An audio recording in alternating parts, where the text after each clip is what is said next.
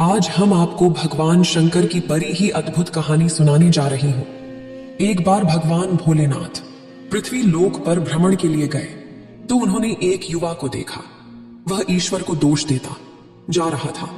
वह अपने जीवन से निराश था, दुखी था। तब भगवान शंकर बौद्ध भिक्षु का रूप धारण करके उस युवा को असली दुख के बारे में ज्ञान देते हैं। तो चलिए इस कहानी के माध्यम से समझते हैं कि असली दुख क्या होता है। अगर आप यह कहानी सुन रहे हैं तो पूरा सुनिए। इस कथा को आधा अधूरा छोड़कर जाने की गलती मत करिएगा, क्योंकि इस पवित्र कथा को पूरा सुनने से मनचाहा फल की प्राप्ति होगी। इसलिए इस कथा को पूरा सुने। आप शिव भक्त हैं तो भोलेनाथ का अनादर ना करें। सुख और दुख एक ही सिक्के के दो पहलू हैं। ये बात तो आपने सुनी ही होगी। सुख और दुख हमारे जीवन में लगातार आते ही रहते हैं और हमें लगता है कि हमारे जीवन में हजारों दुख हैं, हजारों समस्याएं हैं। लेकिन अगर आप वास्तविक तौर पर देखें, अगर आप इस बात को अच्छी तरह से समझें, तो आप यह समझ पाएंगे कि हमारे जीवन में केवल एक ही दुख होता है। और दुख क्या है वो हम इस कहानी के माध्यम से जानेंगे। और उस दुख का निवारण, उस दुख का समाधान क्या है, वो भी हम इस कहानी में ही जानेंगे। तो इस कहानी के अंत तक जरूर बने रहिए। एक समय की बात है, एक गांव में एक व्यक्ति रहता था। उसका नाम सोनू था। वह बड़ा आलसी था और अपने जीवन से बहुत निराश था। और उसका कारण यह था कि उसने अब तक अपने जीवन में कुछ भी हासिल नहीं किया था। वह कुछ भी नहीं करता था। उसके घर वाले भी इस बात से बहुत परेशान रहते थे। वे चाहते थे कि वे बाहर जाकर कुछ अच्छा काम करें, कोई अच्छी नौकरी कर ले, लेकिन वह उनकी एक नहीं सुनता था। उसके घर वाले दूसरों का उदाहरण देकर उसे ताने मारते थे, उसे तरह तरह की बातें कहते थे, लेकिन उसे कोई फर्क नहीं पड़ता था। जबकि उसके सारे मित्र कामयाब हो चुके थे। कोई अच्छा व्यापार कर रहा था तो कोई अच्छी नौकरी कर रहा था, जिस कारण जब भी वो लोग मिलते तो वे लोग अपनी बढ़ चढ़कर बड़ाई किया करते। लेकिन सोनू कुछ नहीं करता था, जिस कारण जब भी कोई उससे पूछता कि तुम क्या कर रहे हो, तो वह कुछ नहीं कह पाता। उसे यह कहने में बहुत शर्म महसूस होती थी कि वह कुछ नहीं करता। वो हमेशा सबसे केवल एक ही बात कहता था कि मैं कोशिश कर रहा हूं। लेकिन उसकी कोशिशों का कोई भी फल किसी को नजर नहीं आ रहा था। देखते ही देखते अब ऐसा समय आ चुका था कि सोनू सभी से मुंह छिपाता फिरता, ताकि कोई उसे यह न पूछ ले कि तुम क्या करते हो, जिस कारण वो कभी किसी के सामने भी नहीं आता था। धीरे धीरे उसका मन दुखी होने लगा था। वह बहुत निराश रहने लगा था। उसे अब ऐसा प्रतीत होता था मानो वह इस धरती पर बोझ है, जिस कारण वो अपने आप को बहुत अकेला महसूस करता, बहुत तन्हा महसूस करता। एक दिन तो उसके मन में ये भी विचार उत्पन्न होने लगे कि मेरे हाथों में कुछ नहीं है, तो मैं क्या कर सकता हूं। अकेले बैठकर वह रोता रहा और भगवान को दोष देता रहा। एक दिन छुपता छुपाता वह घर से निकलकर कहीं जा रहा था। तभी उसने रास्ते में देखा कि एक बौद्ध भिक्षु लोगों को प्रवचन दे रहे हैं और प्रवचन में वह दुख की बातें कर रहे हैं। सोनू कुछ देर के लिए अपना मुंह छुपाकर वहीं पर खड़ा हो गया, ताकि उसे कोई देख न ले, और चुपचाप वह उन भिक्षु की बातें सुन रहा था। बौद्ध भिक्षु सभी को प्रवचन में कह रहे थे कि दुख हमारा सबसे बड़ा साथी है। हमें दुख अपने जीवन के बारे में समझाता है और हमें सही जीने का तरीका बताता है। यह हमारे गुरु की तरह है, जिससे हमें सीखना चाहिए। आप चाहें तो अपने जीवन में अपने दुखों को अपना गुरु बना सकते हैं और उससे सीख सकते हैं, या फिर आप चाहें तो अपने दुखों पर बैठकर रो सकते हैं। लेकिन इससे आपको कोई लाभ नहीं मिलेगा, बल्कि आप दिन ब दिन और कमजोर होते जाएंगे, निराश होते जाएंगे। सोनू छुप छुप कर उन बौद्ध भिक्षु की ये सारी बातें सुन रहा था। जैसे ही उपदेश खत्म हुआ, वह उन बौद्ध भिक्षु के पास पहुंचा। उन्हें प्रणाम करके वह कहता है, हे महात्मा, अभी आप कुछ देर पहले दुख को गुरु बता रहे थे। आप कह रहे थे कि दुखों से हमें सीखना चाहिए, हमें उन्हें अपना गुरु बनाना चाहिए। लेकिन मैं भी तो अपने दुखों से परेशान हूं, अपने जीवन से परेशान हूं। मैंने अब तक जो दुख झेला है, मुझे तो कभी ऐसा प्रतीत नहीं हुआ कि मेरे दुख मुझे कुछ सिखा रहे हैं, बल्कि मुझे तो हमेशा यही लगता है कि वो मुझे पीड़ा दे रहे हैं, तकलीफ दे रहे हैं। पर दुख की पीड़ा बहुत भयंकर होती है। ऐसा लगता है अब इसके बाद हमारा जीवन समाप्त हो जाएगा, इसके बाद हमें कुछ नहीं मिलने वाला, और यहां तक कि हमें मृत्यु भी उसके सामने कम लगती है। जब लोग ताने मारते हैं, जब लोग ये कहते हैं कि तुम क्या कर रहे हो, तो मन को बहुत ठेस पहुंचती है। और मैं उनसे कुछ नहीं कह पाता। सोनू की ये सारी बातें सुनकर वो बौद्ध भिक्षुक सोनू से कहते हैं, बेटा तुम्हें क्या दुख है और तुम दुख के बारे में ऐसी बातें क्यों कर रहे हो? सोनू ने अपने ऊपर बीती हुई सारी बातें उन बौद्ध भिक्षु को बता दी और कहने लगा, हे महात्मा, क्या आपके पास मेरे दुख का कोई समाधान है?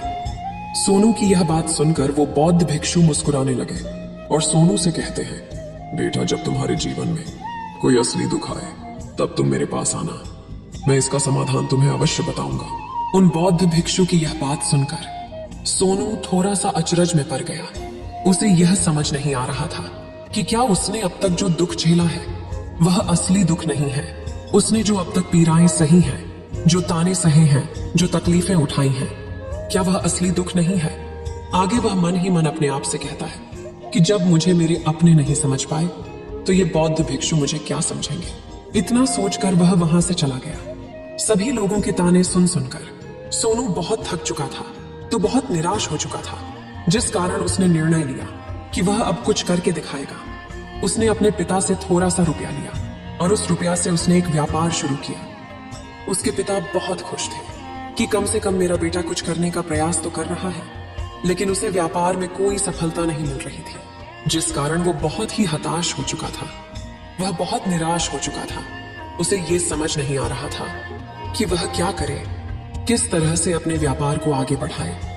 तभी उसके पिता ने उससे कहा, बेटा कोई बात नहीं, इसी तरह से प्रयास करते रहो, आज नहीं तो कल सफलता अवश्य मिलेगी। सोनू ने अपने पिता की बात मानी और अपने व्यापार में और भी कड़ी मेहनत करने लगा।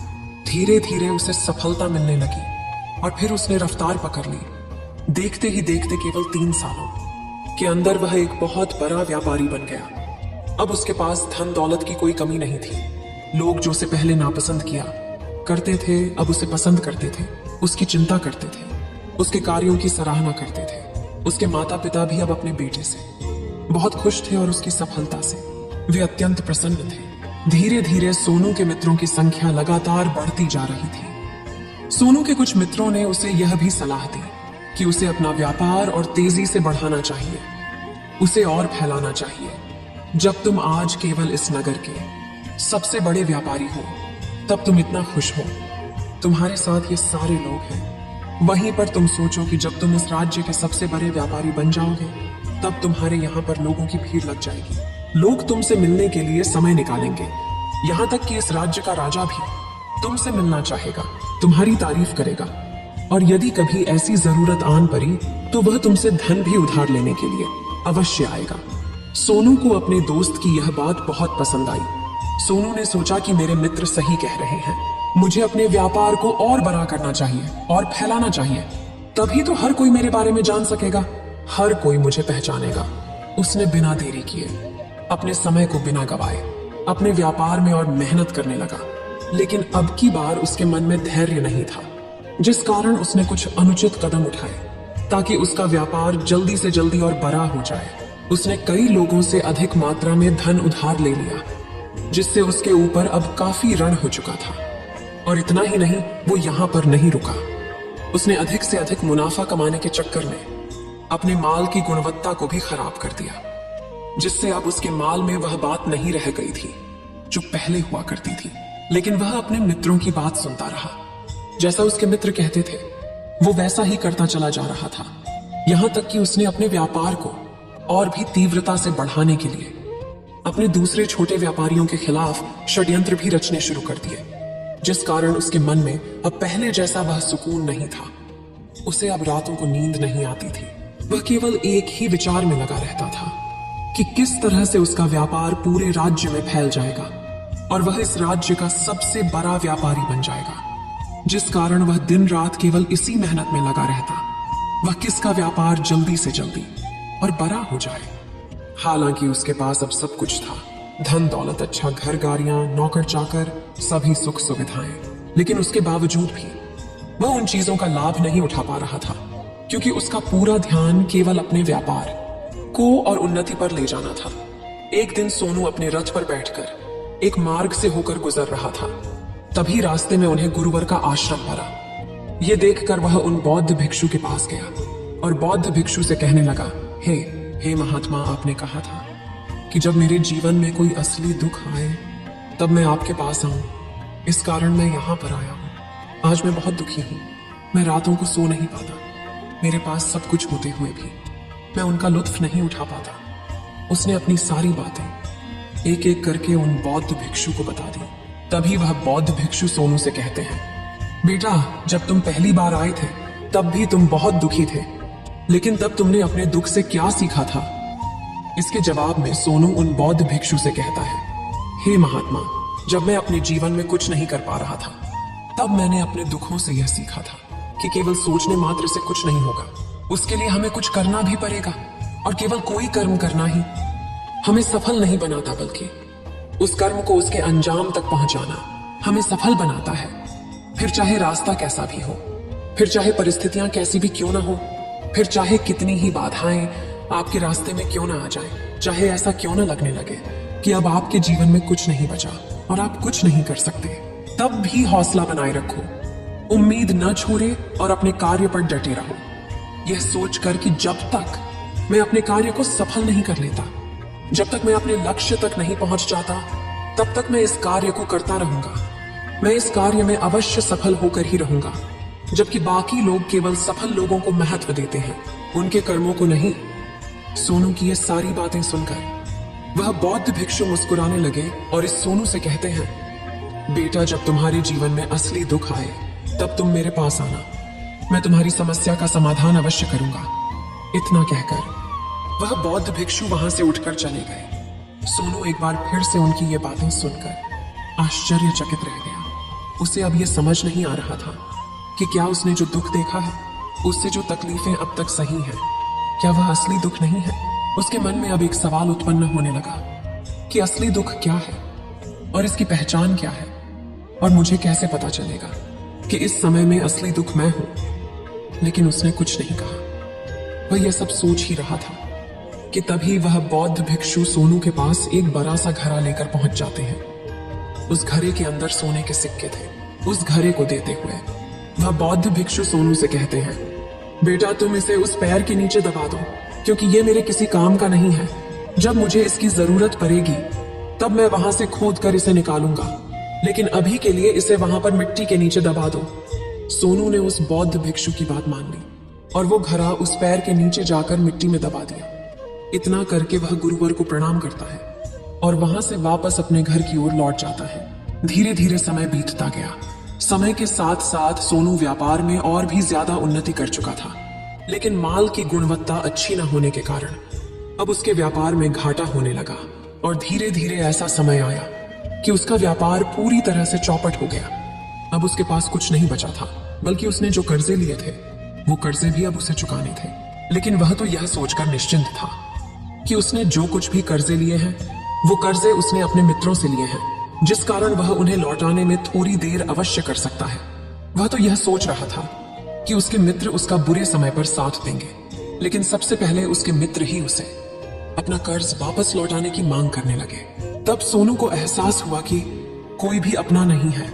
उसने अपने मित्रों से उस कर्ज को लौटाने के लिए थोड़ी सी मोहलत मांगी, लेकिन सोनू के किसी भी मित्र ने उसे कर्ज लौटाने के लिए वह मोहलत नहीं दी, बल्कि वे लोग उसे जान से मारने की धमकी देने लगे।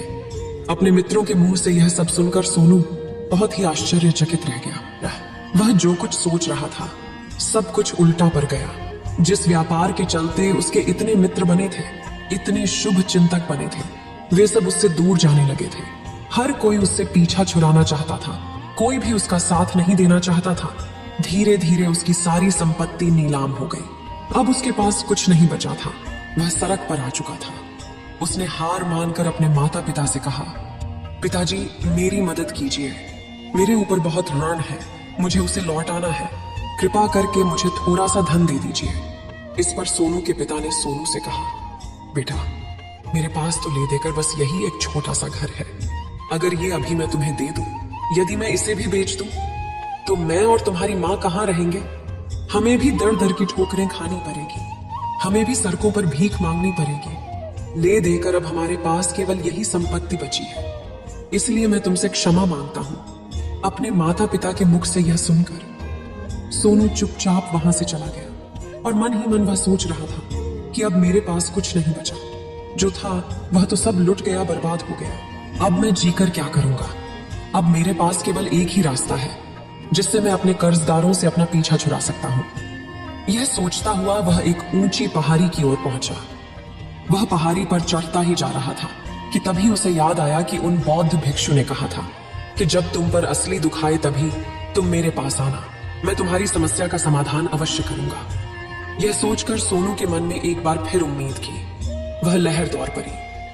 सोनू तुरंत दौड़ता हुआ उन बौद्ध भिक्षु के पास पहुंचा और सोनू ने उन्हें प्रणाम करके अपने ऊपर बीती हुई हर एक बात उन्हें बता दी और कहने लगा, हे महात्मा, आपने कहा था कि जब मेरे ऊपर असली दुख आएगा तब आप उसका समाधान अवश्य करेंगे।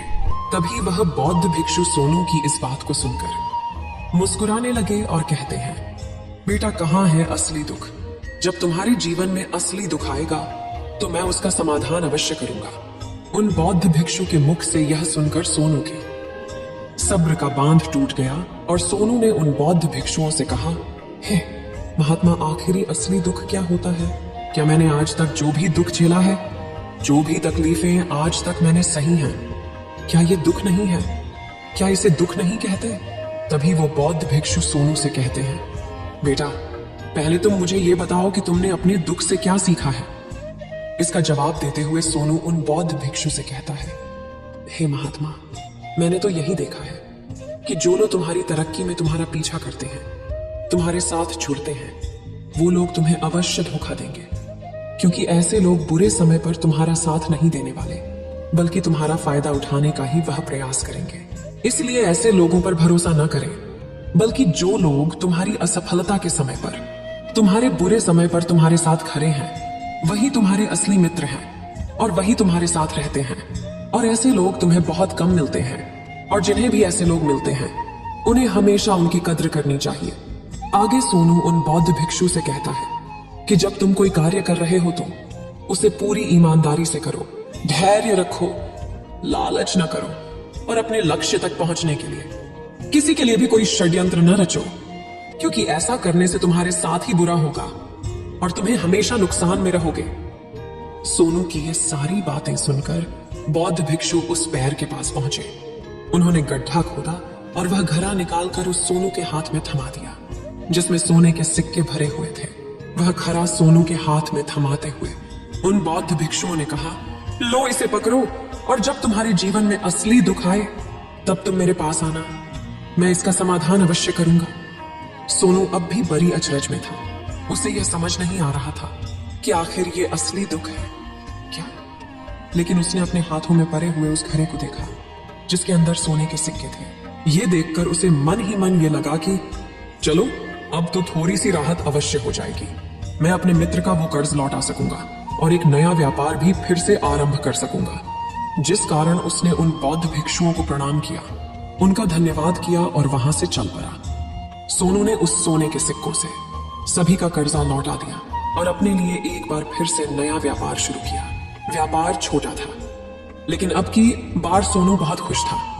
उसने पूरी ईमानदारी, मेहनत और लगन के साथ अपने व्यापार पर काम किया और देखते ही देखते एक बार फिर से वह एक बड़ा व्यापारी बन गया। लेकिन अब की बार वो बहुत खुश था, क्योंकि इस बार उसने कोई लालच नहीं की, न ही किसी के लिए षड्यंत्र रचा, बल्कि उसने पूरी ईमानदारी और मेहनत के साथ अपने व्यापार पर काम किया।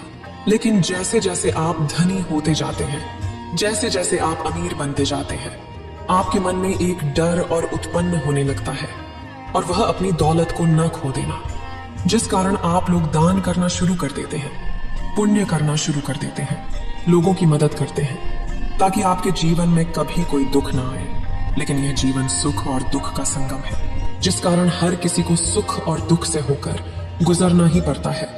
इसी वजह से एक बार फिर से सोनू के जीवन में एक और दुख उत्पन्न हुआ। अब की बार उसके माता और पिता दोनों की मृत्यु हो गई। सोनू अपने माता पिता से बहुत प्रेम करता था, जिस कारण उसके मन को बहुत गहरा आघात पहुंचा। जब आखिरी बार वह उन्हें देख रहा था तो उसके मन में हजारों सवाल उत्पन्न होने लगे। वह अपने घर लौटा। घर लौटकर उसने देखा कि जिस संपत्ति के लिए वह हमेशा लड़ते झगड़ते रहते थे, आज उसकी देखभाल के लिए कोई नहीं था। उसके माता पिता ने जो भी मेहनत की, जो भी अपने जीवन में इकट्ठा किया, सब यही रह गया। लेकिन अब सब कुछ खत्म हो चुका था। और सोनू का मन अब बहुत बेचैन हो रहा था। उसके मन में हजारों सवाल उत्पन्न हो रहे थे और वह अपने आप को बहुत अकेला महसूस कर रहा था। उसे बहुत खाली सा महसूस हो रहा था। उसने इधर उधर देखा, लेकिन उसे कुछ समझ नहीं आया। तभी उसे उन बौद्ध भिक्षु की याद आई। वे तुरंत ही भागा भागा उन बौद्ध भिक्षु के पास पहुंचा। उसे देखते ही उन बौद्ध भिक्षु ने सोनू से सवाल किया और कहा, क्या बात है बेटा, क्या कोई फिर से दुख आन पड़ा है? तभी सोनू ने कहा, नहीं गुरुदेव, अब तो सब ठीक है, लेकिन आज मेरे माता पिता की मृत्यु हो गई और मैं बहुत अकेला महसूस कर रहा हूँ। मैं बहुत दुखी महसूस कर रहा हूँ, जैसे कुछ खाली सा है, जैसे कुछ अकेलापन सा। तभी वह बौद्ध भिक्षु सोनू से कहते हैं, बेटा, इसमें दुखी होने वाली बात क्या है?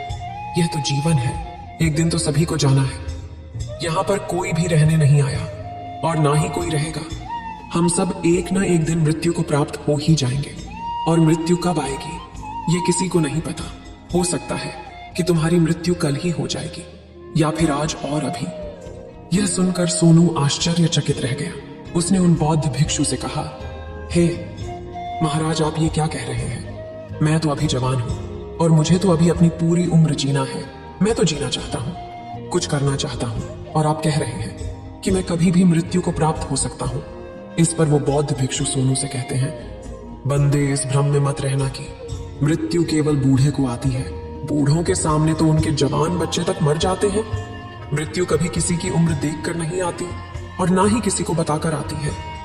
उन बौद्ध भिक्षु के मुख से ये सारी बातें सुनकर सोनू और भी ज्यादा बेचैन हो गया और वो चुपचाप वहां से चला गया। उसके मन का वो खालीपन अब भी वैसे ही था। वह भी अपने आप को बहुत अकेला महसूस कर रहा था। उसके बाद से उसका मन अपने व्यापार में भी नहीं लगता। जब भी वह कोई कार्य करता तो उसके मन में ढेर सारे प्रश्न उठने लगते हैं। वो क्या कर रहा है, क्यों कर रहा है, और उसने इस कार्य को क्यों किया? उसके मन में अब एक और प्रश्न उत्पन्न होने लगा था, क्या हम यहाँ पर केवल इसीलिए आते हैं कि इस जीवन को भोगे और एक दिन मृत्यु को प्राप्त हो जाए? वह यह समझ नहीं पा रहा था कि जीवन का असली मतलब क्या है। उसने कई विद्वानों से पूछा, अपनी तरफ से जो मुमकिन हो सकता था खोजबीन की, लेकिन उसे कोई भी जवाब नहीं मिल पा रहा था। और जब उसे कोई जवाब नहीं मिला तो उसका दुख और भी बढ़ गया, जिस कारण उसके मन की बेचैनी और भी बढ़ चुकी थी। और उसे यह समझ नहीं आ रहा था कि वह क्या करे, कहाँ जाए, किससे पूछे। तभी उसे फिर से उन बौद्ध भिक्षु की याद आई। वे एक बार फिर से उन बौद्ध भिक्षु के पास पहुंचा और उसने अपने मन की सारी बातें उन गुरुवर को बता दी। तभी वो बौद्ध भिक्षु मुस्कुराने लगे और सोनू से कहते हैं, बेटा, आज पहली बार तुम्हारे जीवन में असली दुख उत्पन्न हुआ है।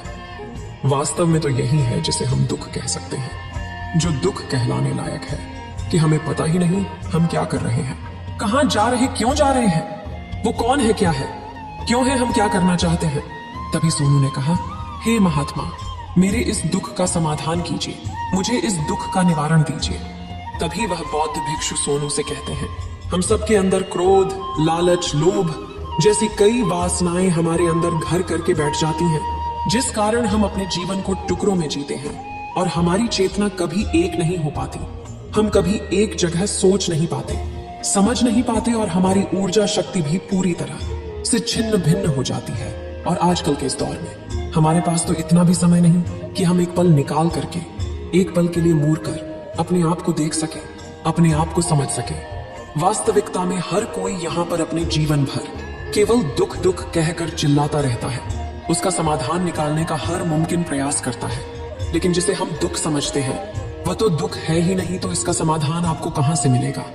ये तो परिस्थितियां हैं जिसके कारण हम अपने आप को दुखी समझते हैं, अपने आप को तकलीफ में समझते हैं। जैसे हम एक परिस्थिति से निकलते हैं, हम किसी दूसरी परिस्थिति में फंस कर रह जाते हैं। जिस प्रकार हम पहली समस्या का सामना करते हैं, उसी प्रकार हम दूसरी समस्या का भी सामना करते रह जाते हैं।